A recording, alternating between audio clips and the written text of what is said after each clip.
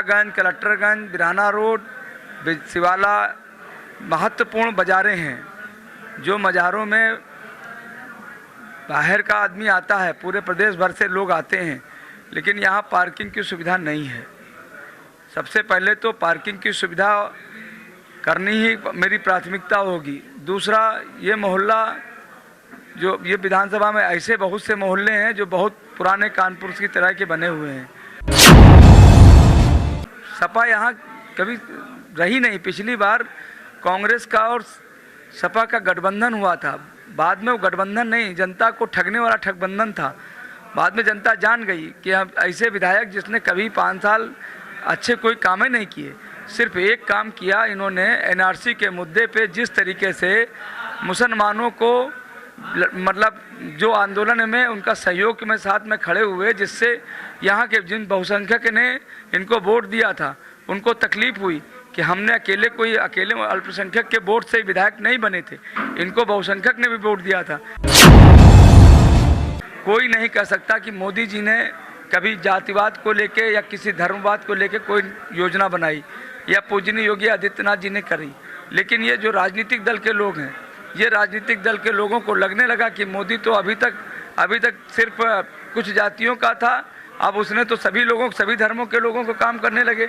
उससे ये सारे लोगों के अंदर बौखलाहट शुरू हो गई और इसी तरीके से वो अल्पसंख्यकों के बीच में जाकर कहते हैं कि अगर दोबारा रिपीट हो गई भाजपा की सरकार तो तुम्हारा बहुत नुकसान हो जाएगा। इस तरीके की बातचीत कर रहे हैं, लेकिन जनता को बहुत फर्क नहीं पड़ रहा है। नमस्कार, मैं हूं मेराज। आप देख रहे हैं लोक जन संदेश। लोक जन संदेश में आपका स्वागत है। आज हम मौजूद हैं आर्य नगर विधानसभा में और हमारे साथ मौजूद हैं ऐसी शख्सियत जो कि परिचय की मोहताज नहीं है। जी हाँ, सुरेश अवस्थी जी जो आर्य नगर प्रत्याशी बीजेपी प्रत्याशी हैं, उनसे हम खास बात करेंगे। आप अगर क्षेत्र की जनता आपको चुनती है और आप विधायक बनते हैं तो क्या विकास कार्य रहेंगे? सबसे पहले तो आपके चैनल को बहुत बहुत धन्यवाद।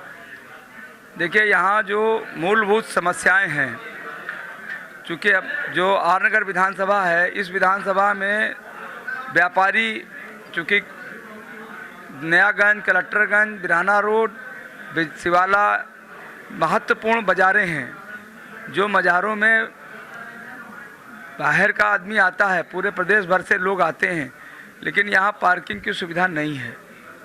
सबसे पहले तो पार्किंग की सुविधा करनी ही मेरी प्राथमिकता होगी। दूसरा, ये मोहल्ला जो ये विधानसभा में ऐसे बहुत से मोहल्ले हैं जो बहुत पुराने कानपुर की तरह के बने हुए हैं। उसमें पीने की पानी की बहुत तगड़ी समस्या है, उसमें सीवर की निकासी की बहुत समस्या है, उसमें रोडों की बहुत समस्या है। जो यहाँ पर गलियों में जिस तरीके से मकड़ी के तार की तरह जो आपके तार हैं, उसमें कभी भी जनहानि हो सकती है, उसकी बहुत बड़ी समस्या है। दूसरा, यहाँ स्वास्थ्य सेवाएं बहुत अच्छी नहीं हैं, एजुकेशन का भी बहुत अच्छा व्यवस्थाएं नहीं है। ये सब मेरी प्राथमिकता पे होंगी। ऐसा माना जा रहा है जैसे सपा प्रत्याशी अमिताभ वाजपेयी हैं, उनसे कड़ी टक्कर मानी जा रही है। क्या ऐसा संभव है? काहे की कड़ी टक्कर? सपा यहाँ कभी रही नहीं। पिछली बार कांग्रेस का और सपा का गठबंधन हुआ था। बाद में वो गठबंधन नहीं, जनता को ठगने वाला ठगबंधन था। बाद में जनता जान गई कि हम ऐसे विधायक जिसने कभी 5 साल अच्छे कोई काम ही नहीं किए, सिर्फ एक काम किया इन्होंने, एनआरसी के मुद्दे पे जिस तरीके से मुसलमानों को मतलब जो आंदोलन में उनका सहयोग में साथ में खड़े हुए, जिससे यहाँ के जिन बहुसंख्यक ने इनको वोट दिया था उनको तकलीफ हुई कि हमने अकेले अल्पसंख्यक के वोट से विधायक नहीं बने थे, इनको बहुसंख्यक ने भी वोट दिया था। लेकिन ये खड़े दिखाई पड़े उनके साथ। जिस तरीके का वहाँ का जो वातावरण था, बिराना रोड का, माल रोड का, जो इस तरीके का प्रशासन को इनको सहयोग करना चाहिए और प्रशासन से ये उल्टा एक अल्पसंख्यक के लोगों को संतुष्ट करने के लिए वो जिस तरीके से काम किया, ये आर्य नगर की जनता ने उसे देखा है। तो निश्चित तौर से मान के चलिए कि अब की आर्य नगर की जनता ने, चूँकि ये बीजेपी की परंपरागत सीट है, पिछली बार ये ठगबंधन नहीं होता तो भी बीजेपी जीत जाती। तो आप ये मान के चलो कि बीजेपी ने सारे गिले शिकवे दूर करके अब गठबंधन अलग हो गया है और भारतीय जनता पार्टी के सुरेश अवस्थी और मोदी योगी को आशीर्वाद दे दिया है। क्या लगता है क्षेत्र में, शहर में बड़े स्तर के राष्ट्रीय नेता आ रहे हैं, जैसे कल अमित शाह जी आए, आज प्रियंका जी, क्या प्रभाव पड़ेगा चुनाव में? निश्चित तौर से अब हमें तो प्रियंका का विषय में नहीं मालूम, लेकिन जिस तरीके से हम सबके नेता आदरणीय अमित शाह जी आए और जनता का इतना जन सैलाब उमड़ा, और वो भी इसी विधानसभा ही का था, मात्र 60 नोटिस में 4 घंटे 5 घंटे की नोटिस में इतना जन सैलाब उमड़ा। उससे स्पष्ट है कि भारतीय जनता पार्टी ने जो जन कल्याणकारी योजनाएं हमारे मोदी जी ने और पूजनीय योगी आदित्यनाथ जी ने किया है, उससे जनता उनको आशीर्वाद दे चुकी है और भारतीय जनता पार्टी के कमल को फूल के खिलने से कोई रोक नहीं सकता। जैसे क्षेत्रीय जनता में काफ़ी विचार विमर्श है, जैसे आप सीसामऊ विधानसभा 2017 के चुनाव में सीसामऊ विधानसभा से लड़े थे, अब की बार आर नगर से लड़ रहे हैं, क्या ऐसी वजह रही जो विधानसभा चेंज करनी पड़ी? देखिए, मैं आपको बता दूं, ये बहुत अच्छा क्वेश्चन है आपका। मैं इसी विधानसभा में का रहने वाला हूँ, यहीं जन्मा हूँ, यहीं परमट पे रहता हूँ, और इसी विधानसभा में पूरी शिक्षा दीक्षा हुई।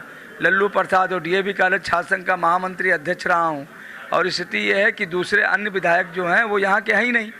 जनता ने तो आशीर्वाद अपने पुत्र को, अपने भाई को, अपनी बेटे को दे दिया है। एक आखिरी सवाल है आपसे कि क्षेत्र की जनता आपको वोट क्यों दे, क्या खास है आप? देखिए, वोट हमने कहा, हमने तो भारतीय जनता पार्टी के कमल का फूल सिंबल होता है। हम तो पार्टी बेसिस हैं, हम थोड़ी ना है कि हम हैं तो विश्वास है। हमारा मोदी हैं, योगी हैं, इन्होंने काम किया है, जनता के बीच में गरीबों को आंसू पहुँचा है।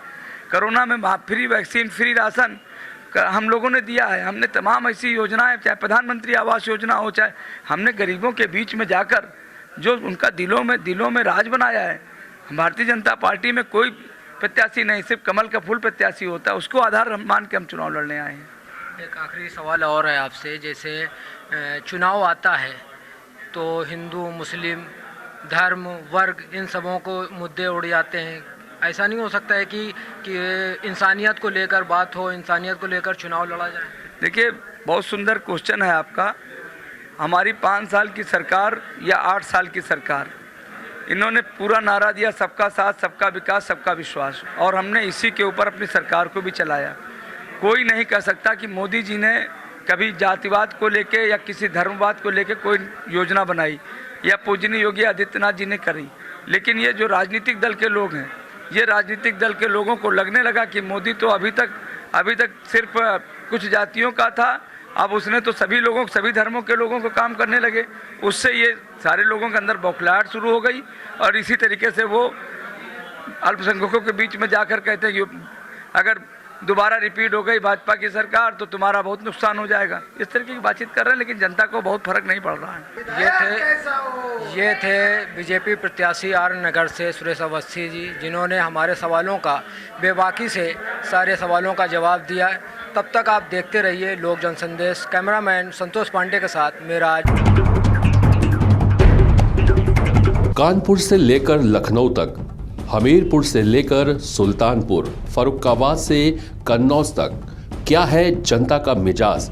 यूपी विधानसभा चुनाव को लेकर गांव-गांव, शहर-शहर पहुंच रही है लोक जनसंदेश की टीम, और जानने का प्रयास है मतदाता का क्या है रुझान।